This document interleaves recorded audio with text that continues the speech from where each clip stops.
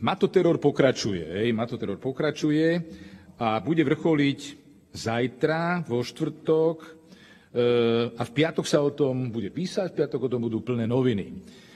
Vo štvrtok teda toto divadlo bude pokračovať a vlastne nie je toto divadlo len akousi zástierkou, lebo zhodou okolností v piatok po jednej prednáške má byť podpísaná obrovská zmluva na kúpu vakcín na veľkú, to hovoria tí, ktorí ju podpisujú, vláda and company, na veľkú pandémiu, ktorá má vrcholiť v jeseni.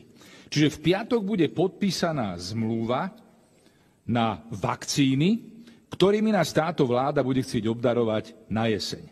A ja sa pýtam, je to náhoda toto všetko?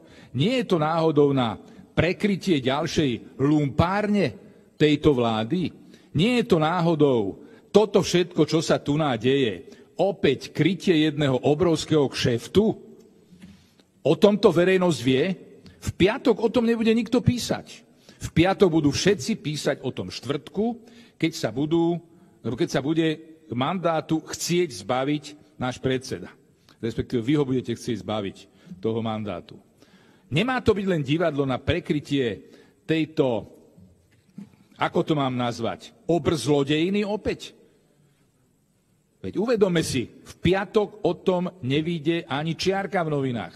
Všetci budú písať o Robertovi Ficovi, o tom, čo sa udialo v parlamente a o škandáloch. A toto opäť prejde, tieto obrovské peniaze, na ktorých zase niekto zarobí